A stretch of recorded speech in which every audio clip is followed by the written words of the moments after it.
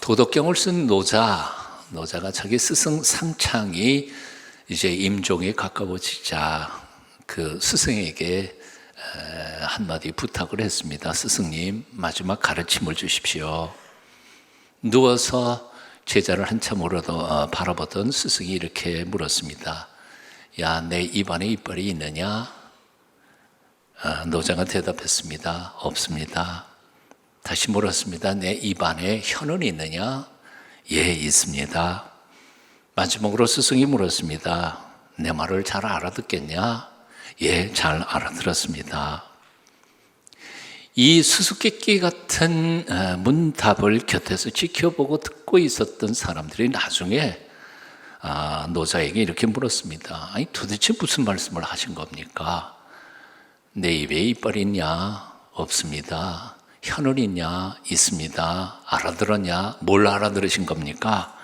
그랬더니 그때 노자가 이렇게 대답했다는 거죠. 이빨은 굳고 강하지만 결국은 빠져 없어지고 만다. 하지만 혀는 이빨처럼 강하지 못하지만 마지막까지 남게 되는 것이 아닌가.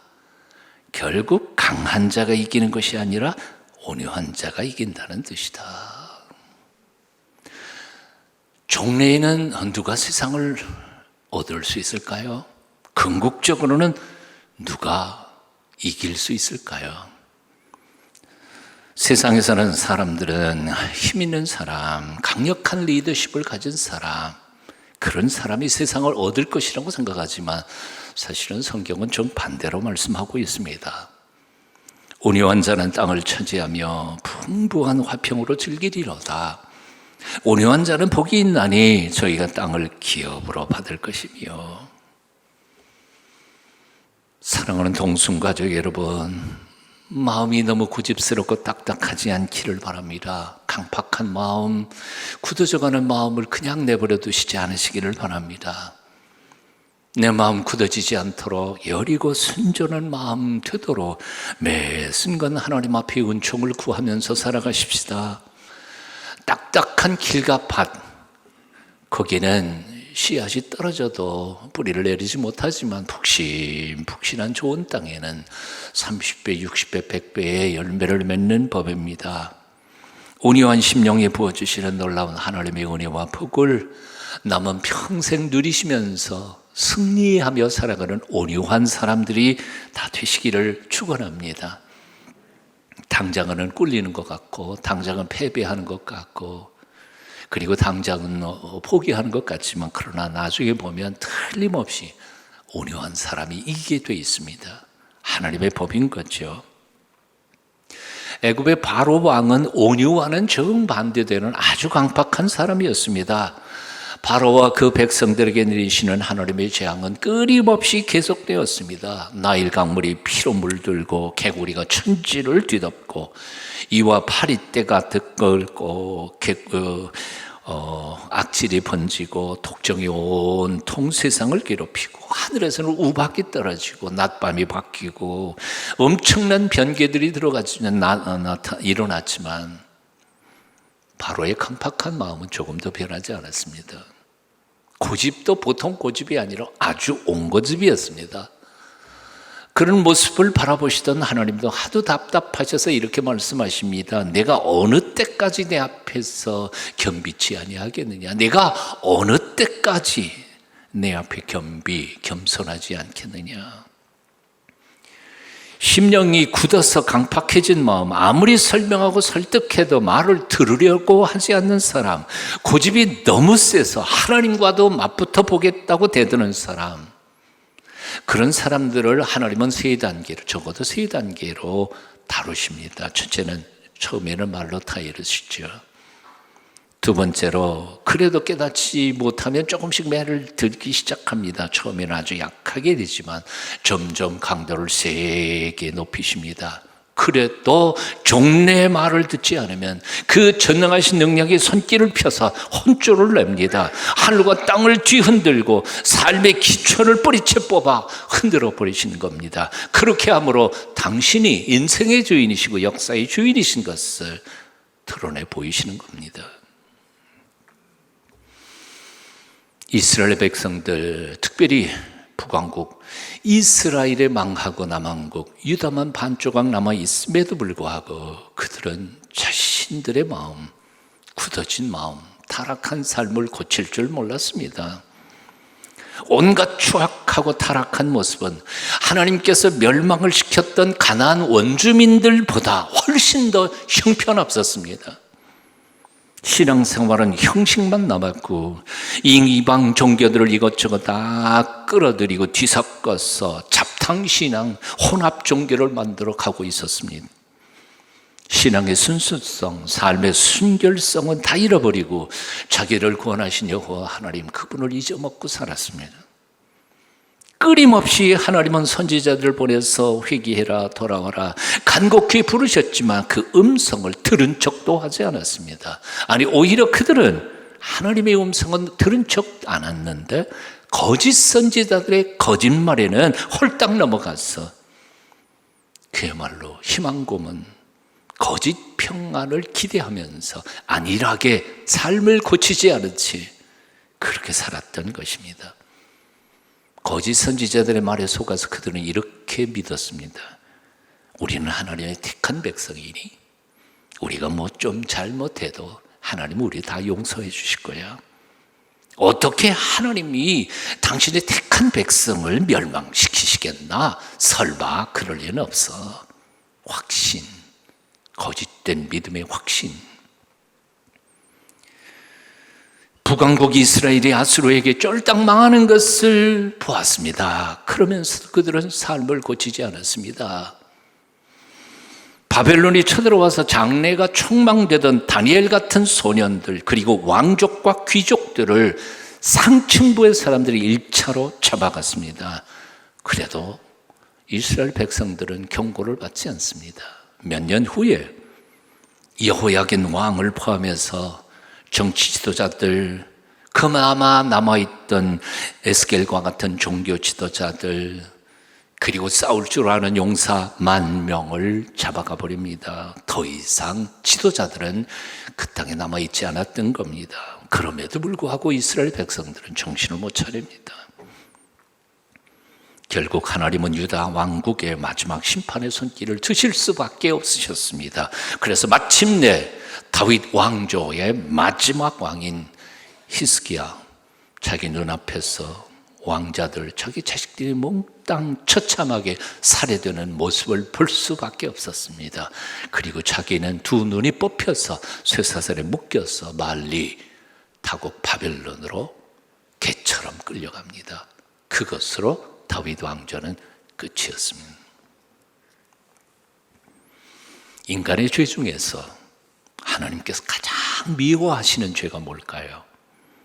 긍휼이 풍성하신 하나님조차도 도저히 용서하실 수 없는 죄가 무엇일까요? 하나님의 은혜와 긍휼을 철저히 거절하는 고집입니다. 하나님의 용서를 거절하고 그 자비의 손길을 끝까지 뿌리치는 강팍함, 그것은 아무리 하나님의 긍휼이 풍성하셔도 고칠 방법이 없습니다. 이런 이유 때문에 히브리서 기자는 하나님의 백성들을 향하여 간곡히 부탁합니다. 그러므로 성령이 이르신 바와 같이 오늘날 너희가 그의 음성을 듣거든, 오늘날 너희가 그의 음성을 듣거든 노하심을 격동하여 광야에서 시험하던 때와 같이 너희 마음을 강팍해 하지 말라. 너희 마음을 강팍해 하지 말라. 사랑하는 여러분, 하나님의 음성을 들을 때에 제발 마음을 강팍하게 먹지 마십시오. 하나님의 경고의 말씀을 우습게 가볍게 생각하지 마십시오. 소돔과 고모라 성이 무너내릴 때에 천사들의 경고를 롯의 사비들은 농담으로 들었다고 창세기는 기록하고 있습니다. 오늘날도 많은 크리스천들이 하나님의 말씀을 농담처럼 들을 때가 참 많습니다. 하나님의 경고의 메시지 가슴을 쳐야 합니다. 오늘날 너희가 그의 음성을 듣거든 마음을 강팍해 하지 말라. 강팍해 하지 말라.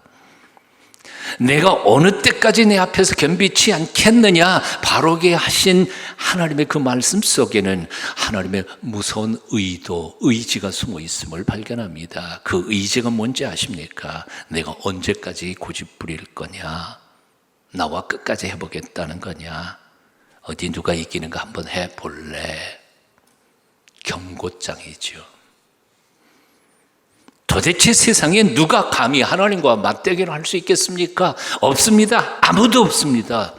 하나님과 대결할 수 없다는 사실을 모르는 사람은 어리석은 사람이고, 그걸 알면서도 하나님하고 계속해서 대결하고자 대드는 사람은 그건 미련한 사람입니다.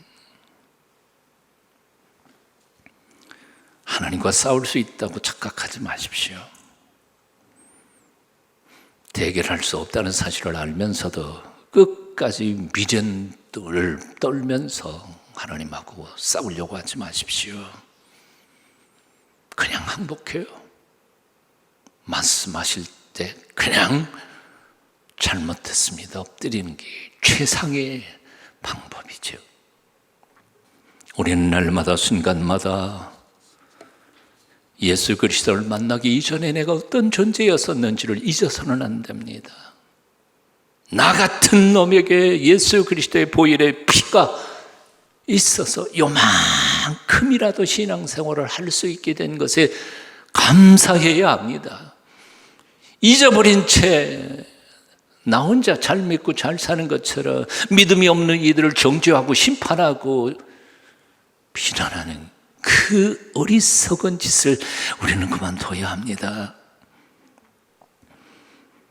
바로처럼 유다 왕국의 마지막을 엉망으로 만들어갔던 여호야김 11년 동안 아주 쑥밭 만들었죠. 마지막 왕 시드기야처럼 자신도 모르는 사이에 날마다 강팍해져가는 우리의 마음을 우리는 날마다 살피며 돌아보고 두렵고 떨리는 마음으로 굳어져가는 목에 힘을 빼고 굳어져가는 내 마음과 생각에 성령의 은혜를 갈망하면서 따뜻한 마음, 온유한 마음을 회복하기를 애써야 할 줄로 믿습니다. 프랑스의 대문호 빅토르 위고는 인간의 싸움은 세 가지가 있다 그랬습니다. 첫째는 자연과의 싸움, 둘째는 남들과의 싸움, 셋째는 자기 자신과의 싸움. 그런데 이 셋 중에 가장 힘든 싸움은 자신과의 싸움이라 그랬습니다. 플라톤은 인간 최대의 승리는 나를 이기는 것이라 그랬습니다. 자연과의 싸움에서 인간들은 조금은 이겨내고 있는 것 같습니다. 과학기술, 컴퓨터, AI, 빅데이터, 생명공학기술 등등등등 발전으로 이제는 조금 이겨가는 것 같습니다. 옛날보다는 훨씬 나아졌죠. 아직도 멀었지만 남들과의 싸움에서도 우리는 조금만 노력하면 성공할 수 있을지도 모르겠습니다. 하지만 나 자신과의 싸움은 아마 죽는 마지막 순간까지도 힘들 겁니다. 내 마음을 새롭게 하는 것은 정말 힘든 일이죠. 오죽하면 알렉산더는 자신을 이기는 것이 성 하나를 취하는 것보다 훨씬 더 어렵다고 말했겠습니까? 이걸 너무나 잘 알았던 경건하게 거룩하게 자신의 삶을 하나님께 온전히 드렸던 사도 바울도 이런 고백을 합니다. 이기기를 다투는 자마다 모든 일에 절제하나니 저희는 썩을 면류관을 얻고자 하되 우리는 썩지 아니할 것을 얻고자 하노라. 그러면 내가 다름질하기를 향방 없는 것 같이 아니하고 싸우기를 허공을 치는 것 같지 아니하여 내가 내 몸을 쳐 복종하게 하면, 따라해 보실래요? 내가 내 몸을 쳐 복종하게 하면, 다시 한번 더, 내가 내 몸을 쳐 복종하게 하면,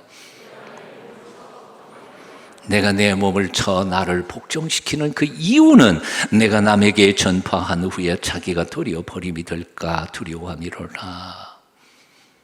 여기 내가 내 몸을 쳐 복종하게 한다는 헬라어 수사법은 아주 독특한 의미를 가지고 있습니다.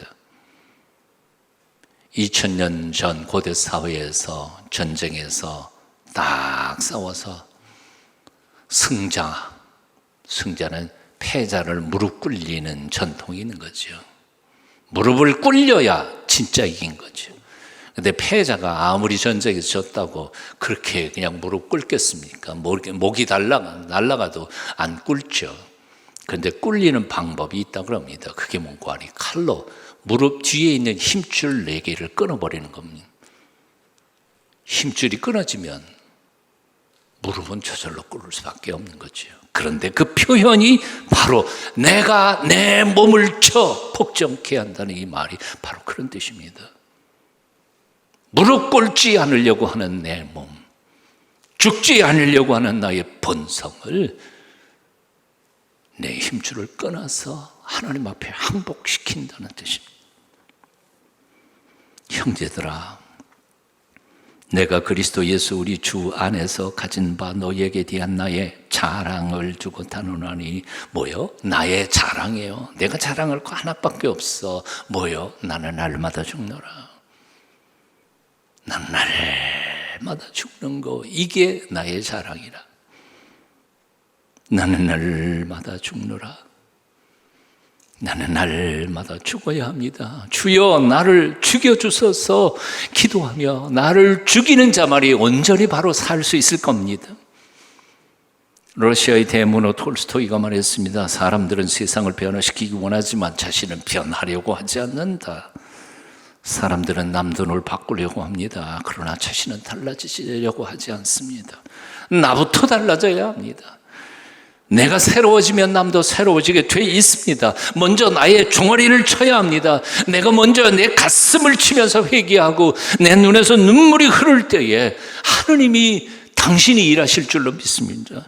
그저 내 탓입니다. 다 내 탓입니다. 내가 좀 더 너그럽지 못한 탓이고, 내가 기도하지 못한 탓이고, 내가 좀 더 기다리지 못한 내 탓입니다. 주여 나를 용서하소서, 주여 나를 새롭게 하소서. 이 사순절 기간 동안 저와 여러분의 기도가 됐으면 좋겠습니다. 혹시 여러분 재활치료를 받아본 적이 있으십니까? 뼈가 부러져서 몇 달 동안 다리를 묶어놓으면 근육들이 죽어버립니다. 죽는 건 아니죠. 굳어버립니다. 뼈가 붙은 후에도 그 굳어버린 근육을 회복하려면 엄청나게 힘듭니다. 그걸 재활치료라고 하죠.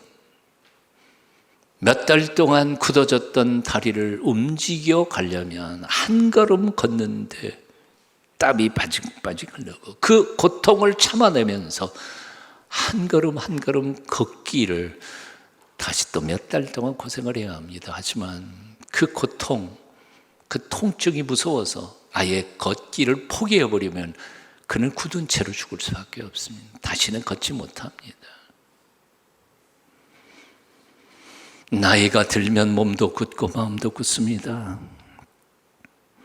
몸도 마음도 굳어지는 것을 그냥 내버려두면 그냥 그렇게 굳어져서 그냥 죽어버리고 마는 거죠. 나이 든 사람들은 정말 조심해야 합니다. 몸이 굳어지지 않도록 움직이기 싫어도 움직여야 하고, 밖에 나가기 싫어도 일부러라도 밖에 나가서 걸어다니고 움직여야 합니다. 이건 육체뿐만 아니라 마음도 역시 마찬가지입니다. 소통이 끝나는, 소통이 사라져버린 마음들은 굳어집니다.